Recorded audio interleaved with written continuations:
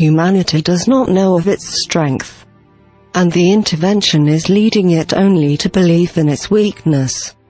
The intervention wants humanity to feel weak and helpless, discouraged and despondent. This is the perfect environment in which the intervention can establish itself, establish its power, build its support and gain its advantage in a foreign world.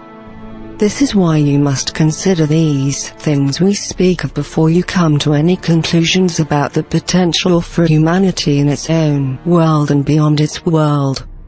Great care and skill must be brought to your encounters with intelligent life from beyond the world. The need for transparency and accountability regarding any visitation is very great. Here you must have certainty and not only hope. Knowledge provides certainty. Without knowledge, you may have hope, but without certainty, hope is weak and can easily be discouraged. Certainty will tell you what you must do. It will inform you of what is required of you as an individual and what is required of your nations. We have provided the 3 requirements to build and establish freedom in the greater community. These can serve as contexts for important human development. But these developments must be inspired by knowledge. Otherwise, the desire for unity can lead to oppression. The desire for discernment can lead to secrecy, if not guided by knowledge. The intervention must be opposed. Its presence must be denounced. Its activities must be exposed. People must refuse to believe in foreign powers who are here without human permission, acting against human will and awareness. Disclosure to people from their governments is important. But people also must disclose what they see and what they themselves have experienced regarding the presence of the intervention. Humanity must build its boundary to space. It must give its eyes and attention to space. You cannot have your back to the universe if you are going to be able to see what is coming and see what is already here. The taking of people against their will must be exposed and denounced. It is for an insidious purpose. It can only weaken and divide the human family even further. You must recognize that competition now exists, competition from beyond the world. This competition must be recognized and must be exposed. Those who have believed that this presence is here for humanity's good must see that this is not the case. That they have been deceived and that those who have been taken against their will believe in things that they were encouraged to believe. You are the native peoples of this world. You are experiencing intervention. The history of your world teaches you what intervention is like, and that it is always carried out in the interest of those who are intervening. Do not let yourself then fall under foreign persuasion and intervention. Understand that your true friends and allies would never intervene in the world in this way or carry on such activities, which only threaten the well-being of people and undermine humanity's unity, self-sufficiency and discretion. To be able to discern friend from foe in the universe, you must know the difference between your strength and your weakness. For your foe will speak to your weakness, and your friend will speak to your strength. Everything that humanity values is now at risk. All that you have created, all of your advancements, all that you have accomplished which is significant. You do not realize the gifts that have been given here and how important they are. You will encounter races in the universe within whose populations compassion is not shown towards one another. Their people have become more like machines, governed, controlled and directed, with very little thought or feeling for themselves or for one another. This is common. This is one of the directions a race can take to establish stability and security.